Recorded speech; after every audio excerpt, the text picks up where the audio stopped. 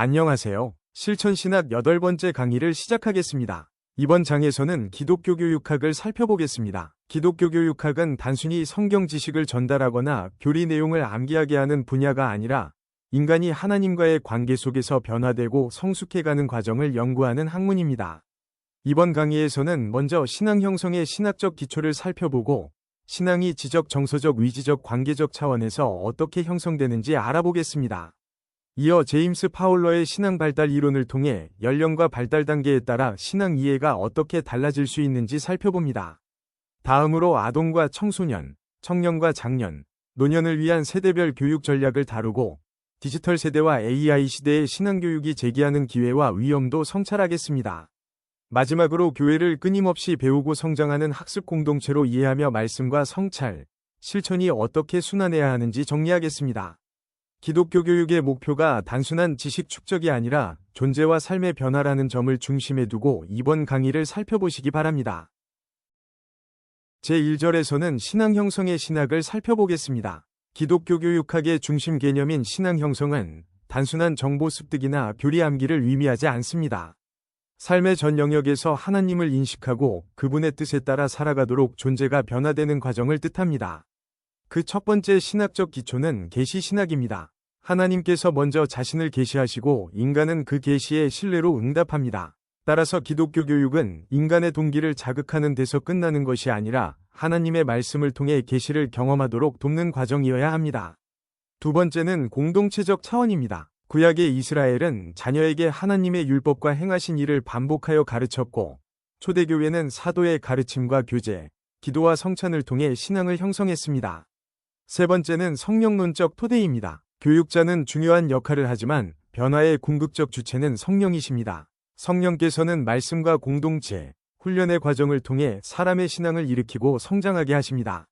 이 세 토대가 함께할 때 신앙교육은 지식 전달을 넘어 하나님과의 관계를 형성하는 과정이 됩니다. 신앙 형성은 인간의 한 부분만을 변화시키는 과정이 아니라 전인적 차원을 포함합니다. 인간은 지적 존재이면서 정서적이고 위지적이며 관계적인 존재이기 때문입니다. 지적 차원에서는 성경과 교리를 바르게 이해하는 것이 중요하지만 지식 자체가 목적은 아닙니다. 삶이 실제 삶으로 이어져야 합니다. 정서적 차원에서는 감사와 경외, 사랑과 감동이 중요하며 예배와 기도, 공동체적 나눔이 이를 돕습니다. 위지적 차원에서는 하나님의 뜻을 선택하고 삶 속에서 실천하는 결단과 습관이 필요합니다. 관계적 차원에서는 하나님과의 관계뿐 아니라 공동체와의 관계 속에서 신앙이 뿌리를 내립니다. 또한 신앙 형성은 이례적으로 완성되지 않고 평생에 걸쳐 점진적으로 이루어집니다. 아동은 이야기와 경험을 통해 배우고 청소년은 질문과 의심을 통해 신앙을 재구성하며 성인은 삶의 경험 속에서 신앙을 통합합니다. 따라서 기독교 교육은 모든 사람에게 동일한 방식으로 접근하기보다 연령과 발달 단계에 맞는 교육을 제공해야 합니다.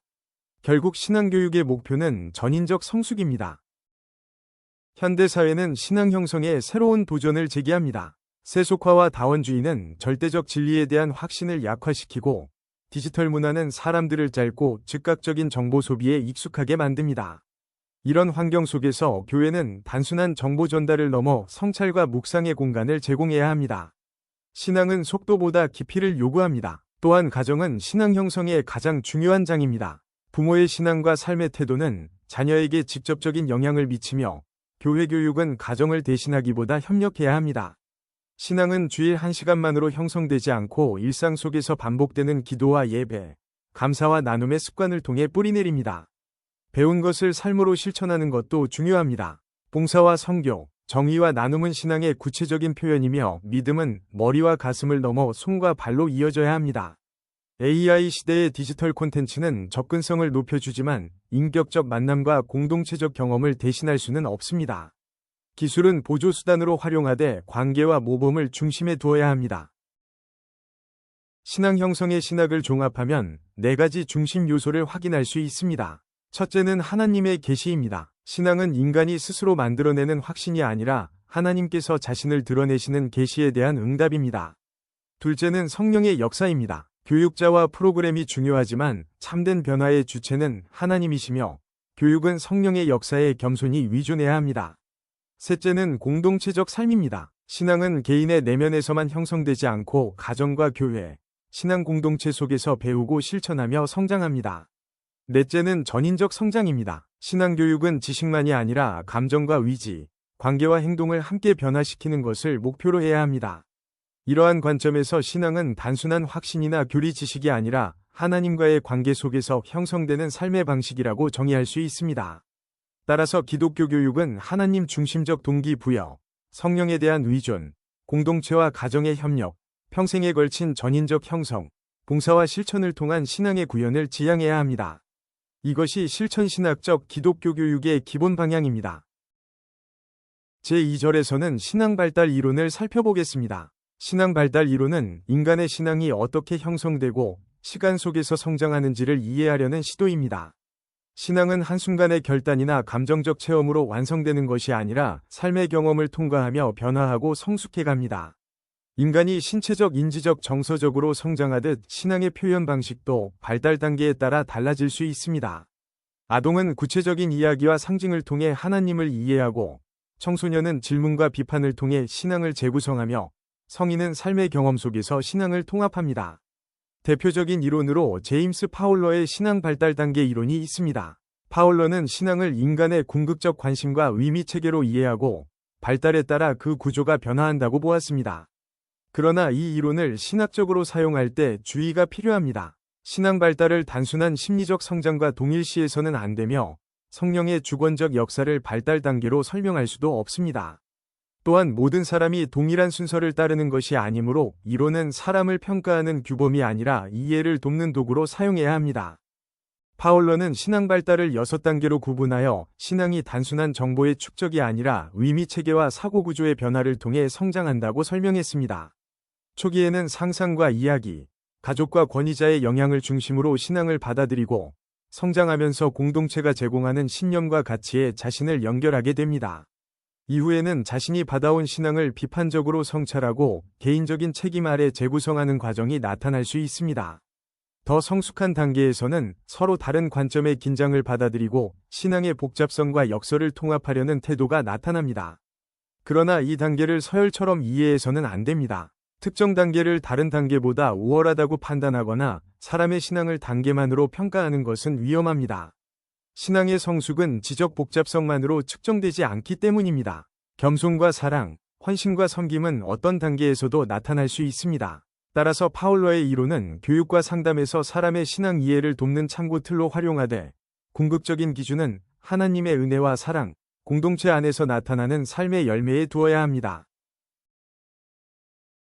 신앙 발달은 때때로 위기와 갈등, 질문과 의심을 통해 촉진됩니다. 특히 청소년기와 청년기에는 기존에 받아들였던 신앙을 다시 질문하고 자신의 언어로 재구성하려는 과정이 나타납니다. 이러한 의심을 무조건 신앙의 붕괴로 보아서는 안 됩니다. 성숙을 향한 중요한 과정이 될 수 있기 때문에 교회는 질문을 억압하기보다 안전하게 대화할 수 있는 공간을 제공해야 합니다. 연령에 따른 교육 방법도 달라져야 합니다. 아동기에는 성경 이야기와 그림, 노래와 놀이처럼 구체적이고 감각적인 경험이 효과적이며 반복과 부모의 모범이 중요합니다. 청소년기에는 토론과 질문, 소그룹과 또래 공동체, 멘토링을 통해 자신이 믿는 바를 탐구하도록 도와야 합니다. 성인기에는 삶의 경험과 신학적 성찰을 통합하는 접근이 필요합니다. 이미 살아온 경험을 신앙의 언어로 재해석하고 그 지혜를 공동체와 나누도록 격려해야 합니다. 이처럼 기독교 교육은 획일적인 방식보다 각 발달 단계의 특성을 이해하고 그에 맞는 교육 환경을 제공하는 것이 중요합니다. 신앙 발달은 개인의 내적 변화만으로 이루어지지 않고 공동체적 환경과 밀접하게 연결됩니다. 가족과 교회, 또래 집단은 신앙의 이해와 표현에 중요한 영향을 미칩니다. 따라서 실천신학은 개인의 발달 단계와 함께 공동체적 맥락을 살펴봅니다. 신앙은 개인적 결단이면서 동시에 공동체적 참여이기 때문입니다. 신앙 발달 이론은 목회 상담에도 활용될 수 있습니다. 내담자가 신앙을 어떤 방식으로 이해하고 있는지를 파악하면 그 사람에게 적절한 언어와 접근을 선택하는 데 도움이 됩니다.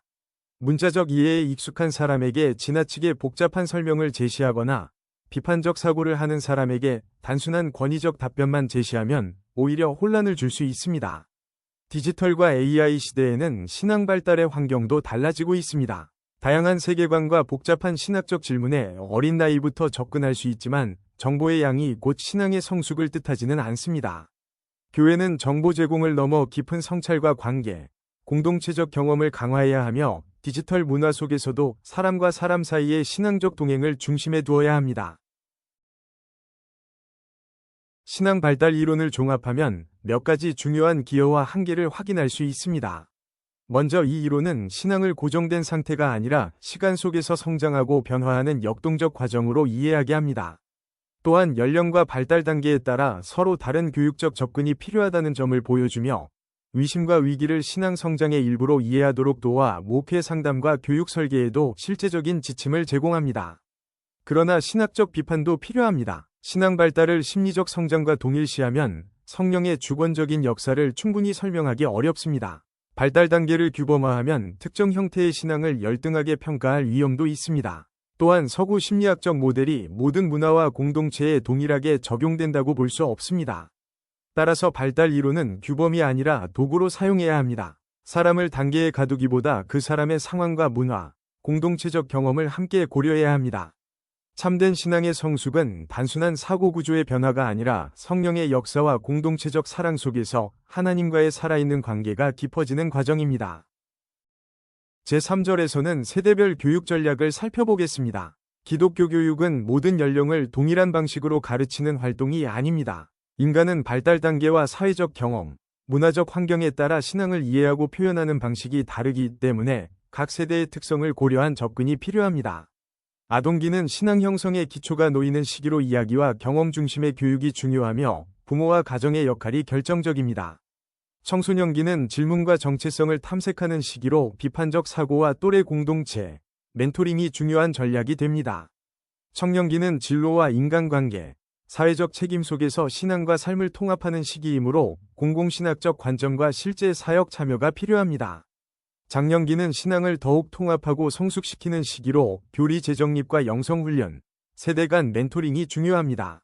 노년기는 은퇴와 상실, 삶의 의미를 다시 해석하는 시기로 위로와 소망, 지혜의 나눔이 교육의 중심이 됩니다. 실천신학은 세대의 차이를 존중하면서도 모든 세대를 하나의 공동체 안에서 연결하는 교육을 지향합니다. 아동기와 청소년기의 교육 전략을 조금 더 구체적으로 살펴보겠습니다. 아동기는 신앙 형성의 기초가 놓이는 시기이므로 추상적인 설명보다 경험과 이야기 중심의 접근이 중요합니다. 성경 이야기는 단순한 도덕 교훈이 아니라 하나님의 구원 이야기를 전달하는 통로이며 그림과 노래, 활동과 반복은 아동의 기억과 정서에 깊이 남습니다.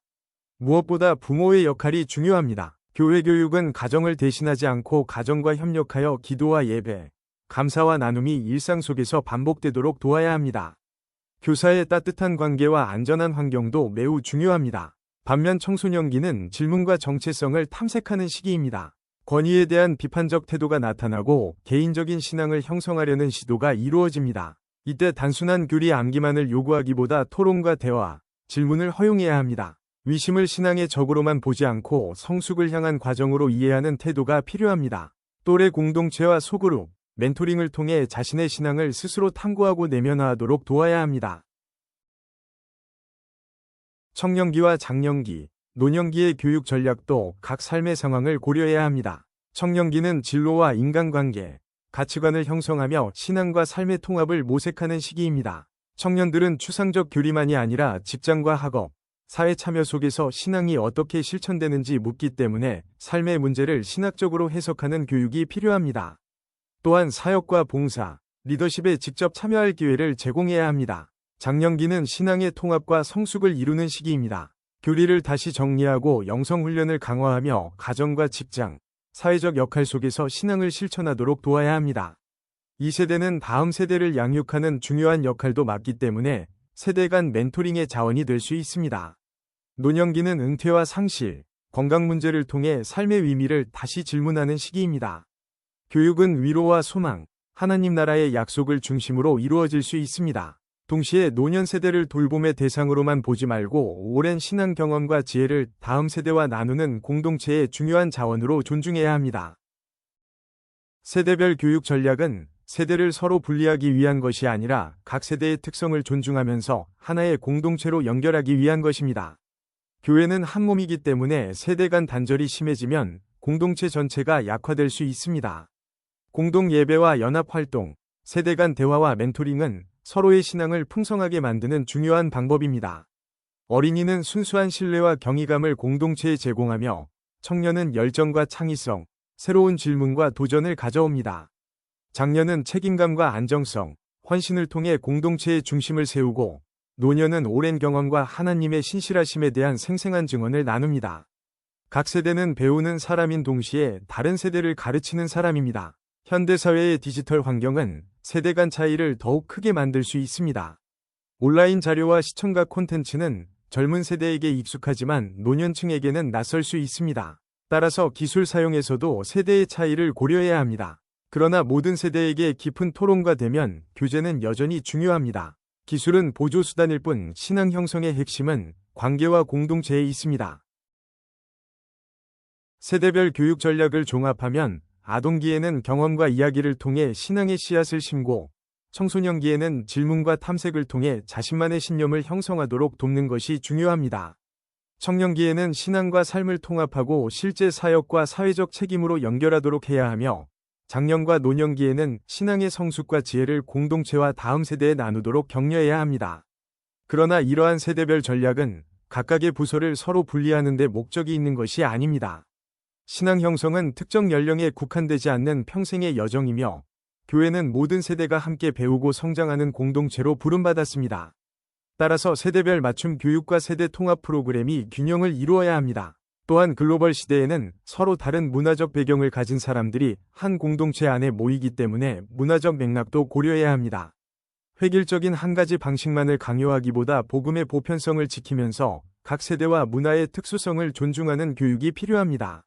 기독교 교육은 차이를 없애는 것이 아니라 다양성을 공동체의 풍성함으로 연결해야 합니다.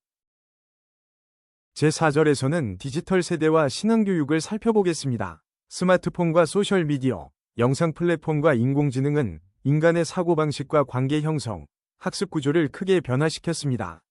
특히 청소년과 청년 세대는 이러한 환경 속에서 성장했기 때문에 정보를 빠르게 탐색하고 시각적 자극에 익숙하며 네트워크를 통해 관계와 정체성을 형성하는 특징을 보입니다.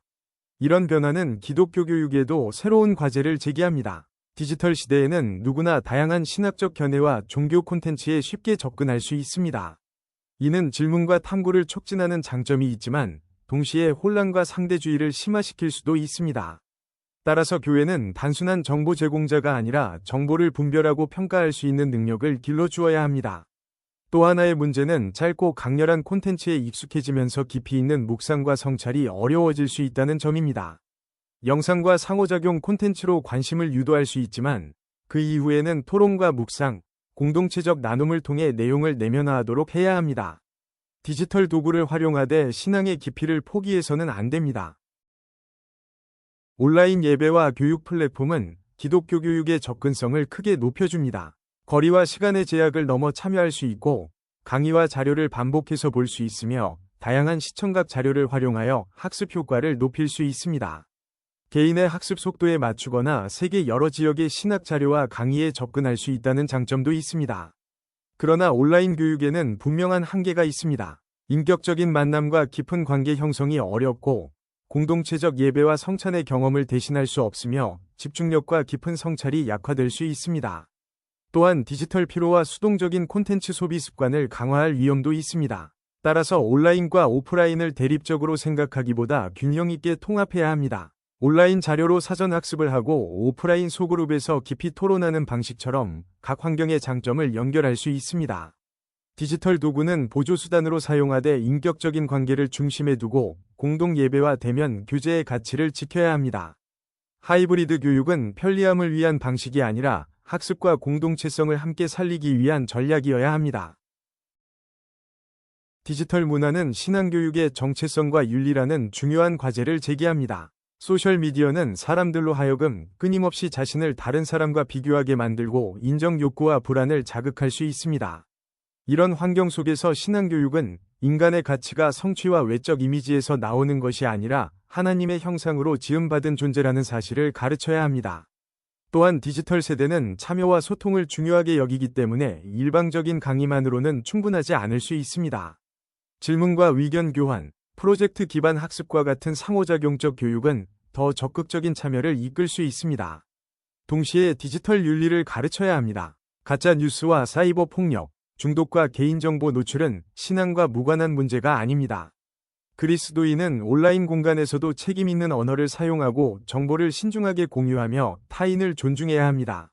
기성세대는 디지털 문화를 무조건 비판하기보다 그 안의 가능성과 한계를 함께 이해해야 합니다. 세대 간 대화를 통해 젊은 세대의 창의성과 디지털 감수성을 교회의 자산으로 받아들이는 태도가 필요합니다. AI 기술의 발전은 신앙교육의 방식에도 새로운 가능성과 과제를 제시합니다. 인공지능은 방대한 성경 자료와 신학 텍스트를 검색하고 정리하는 데 도움을 줄 수 있으며 학습 수준과 관심에 맞는 자료를 추천하고 다국어 자료를 만드는 데도 활용할 수 있습니다. 반복 학습과 퀴즈, 자기 점검 도구를 만들거나 설교와 교육 자료를 준비하는 과정에서도 보조적 역할을 할 수 있습니다. 그러나 AI가 신앙 형성의 본질을 대신할 수는 없습니다. 인격적인 만남과 진정한 공동체 경험, 영적 분별과 기도의 깊이, 성령의 역사는 알고리즘으로 대체할 수 없는 영역입니다. 고통받는 사람을 위한 위로와 멘토링도 실제 관계 속에서 이루어져야 하며 예배와 성찬, 세례 역시 몸과 공동체의 참여를 요구합니다. 따라서 기술을 사용할 때는 분명한 신학적 기준이 필요합니다. 기술은 목적이 아니라 수단이며 복음 전파와 신앙 형성이라는 목적에 실제로 도움이 되는지를 평가해야 합니다. 공동체성을 약화시키거나 인격적 관계를 대체한다면 사용 방식을 다시 검토해야 합니다. 디지털 세대의 신앙교육을 종합하면 기술은 도전과 기회를 동시에 제공한다는 점을 기억해야 합니다. 디지털 도구는 접근성과 다양성을 넓히고 다양한 학습 차원을 제공하지만 신앙의 깊이와 공동체성을 약화시킬 위험도 있습니다. 따라서 첫 번째 원칙은 본질을 유지하는 것입니다. 디지털 환경 속에서도 신앙 형성의 중심에는 말씀과 성령, 공동체적 삶이 자리해야 합니다. 두 번째는 비판적 수용입니다. 모든 기술을 무조건 받아들이거나 거부하기보다 신학적 기준에 비추어 가능성과 한계를 평가하고 선택적으로 활용해야 합니다. 세 번째는 관계 중심입니다. 온라인과 오프라인을 균형 있게 연결하되 인격적 만남과 공동체적 관계를 언제나 중심에 두어야 합니다. 네 번째는 동반자적 태도입니다. 디지털 세대를 단순히 교육의 대상으로만 보지 말고 함께 배우고 성장하는 공동체의 일원으로 존중해야 합니다. 그들의 창의성과 디지털 감수성은 교회의 중요한 자산이 될 수 있습니다. 기술을 활용하되 공동체성과 인격적 관계를 중심에 두는 것이 디지털 시대 기독교 교육의 핵심입니다. 제5절에서는 교회를 학습 공동체로 이해하는 관점을 살펴보겠습니다. 교회는 단지 예배를 드리는 공간이나 여러 프로그램을 운영하는 기관이 아니라 계속해서 배우고 성장하는 학습 공동체입니다. 기독교 신앙은 고정된 지식체계가 아니라 하나님과의 살아있는 관계이며 그 관계는 지속적인 배움과 성찰을 통해 깊어집니다. 실천신학의 관점에서 교회는 하나님의 말씀을 배우고 삶에서 실천하며 그 결과를 다시 성찰하는 순환 구조 속에서 성장합니다. 이러한 이해는 교육부서의 프로그램을 강화하는 정도가 아니라 교회의 정체성을 새롭게 바라보게 합니다. 구약의 이스라엘은 신명기의 명령에 따라 하나님의 말씀을 자녀에게 반복하여 가르쳤으며 배움은 가정과 길, 일상의 모든 순간에 이루어졌습니다. 신약의 초대교회 역시 사도의 가르침을 받고 서로 교제하며 떡을 떼고 기도하는 삶을 통해 신앙을 형성했습니다. 이처럼 성경이 보여주는 공동체는 배우는 공동체이며 가르침과 실천, 교제와 예배가 서로 분리되지 않습니다. 교회는 본질적으로 말씀을 함께 배우고 살아내는 공동체입니다. 학습 공동체로서의 교회에는 4가지 중요한 특징이 있습니다. 첫째는 지속성입니다. 신앙은 일회성 교육으로 완성되지 않으며 평생에 걸친 배움이 필요합니다. 따라서 교회는 특정 연령층만을 위한 프로그램을 넘어 모든 생애 단계를 아우르는 지속적인 교육 환경을 마련해야 합니다. 둘째는 상호성입니다. 교회는 목회자나 교사가 일방적으로 가르치는 구조만이 아니라 모든 성도가 서로의 경험과 은사를 나누며 함께 배우는 관계망이어야 합니다. 가르치는 사람과 배우는 사람의 경계는 고정되어 있지 않습니다. 셋째는 실천성입니다. 말씀을 많이 아는 것만으로 학습이 완성되는 것이 아니라 들은 말씀을 삶에서 실천해야 합니다. 정의와 사랑, 나눔과 봉사는 배움의 열매입니다. 넷째는 개방성입니다. 학습 공동체는 질문과 의심, 탐구를 허용해야 합니다. 질문을 억압하면 성숙도 제한될 수 있습니다. 열린 대화와 신학적 토론은 진리를 상대화하는 것이 아니라 진리를 더 깊이 이해하려는 태도입니다. 이 네 특징이 함께할 때 교회는 살아있는 배움의 공동체가 됩니다.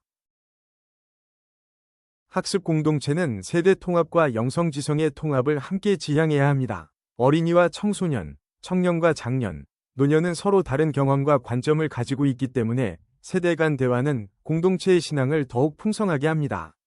공동 예배와 합동 성경 공부, 세대 간 멘토링을 통해 어린이의 순수함과 청년의 열정, 장년의 책임감과 노년의 지혜가 서로 연결될 수 있습니다. 또한 기독교 교육은 지적 성장과 영적 성숙을 분리해서는 안 됩니다. 신앙은 이해와 성찰을 포함하지만 단순한 지적 활동으로 끝나지 않습니다. 말씀 묵상과 기도, 예배와 봉사는 배움의 중요한 요소이며 배운 내용이 삶과 영성의 변화로 이어져야 합니다. 현대사회는 빠른 정보 소비와 단편적 지식에 익숙하지만 학습 공동체는 깊은 성찰과 지속적인 훈련을 강조합니다. 디지털 자료와 온라인 강의도 유익한 도구가 될 수 있으나 공동체적 토론과 삶의 나눔을 대신할 수는 없습니다. 기술을 활용하되 인격적인 만남을 중심에 두고 지성과 영성, 세대와 세대를 함께 연결해야 합니다. AI 시대는 학습 공동체의 교육 방식에도 새로운 가능성을 제공합니다. 인공지능은 성경 연구 자료를 효율적으로 정리하고 개인의 수준과 관심에 맞춘 학습 경로를 제시하며 언어의 장벽을 넘어 다양한 신앙 자료를 제작하는 데 도움을 줄 수 있습니다. 접근성이 낮은 지역의 사람들에게 교육 자원을 제공하는 데도 유익하게 활용될 수 있습니다. 그러나 학습의 본질은 정보의 축적이 아니라 지혜의 형성이라는 점을 기억해야 합니다. 지혜는 데이터 처리만으로 만들어지지 않습니다. 삶의 위기와 고난, 공동체 안에서의 섬김과 용서, 기도와 묵상, 신앙적 성찰의 과정을 통해 형성됩니다. 따라서 AI는 공동체적 배움의 보조수단이어야 하며 교회의 인격 형성 기능을 대신할 수 없습니다. 또한 학습 공동체는 선교적 차원을 가져야 합니다. 배움은 교회 내부의 성장만을 위한 것이 아니라 세상을 향한 실천으로 이어져야 합니다. 복음을 배우는 공동체는 복음을 살아내는 공동체가 되어야 하며 정의와 사랑, 나눔과 봉사가 교육의 열매로 나타나야 합니다. 교회는 세상을 향해 열려있는 배움의 공동체입니다.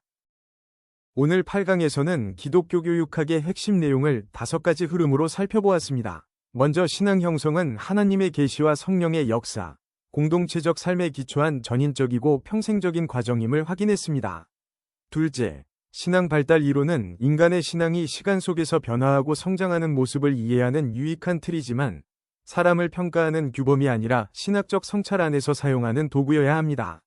셋째, 세대별 교육 전략은 아동과 청소년, 청년과 장년, 노년의 특성을 존중하면서도 모든 세대를 하나의 공동체로 연결해야 합니다.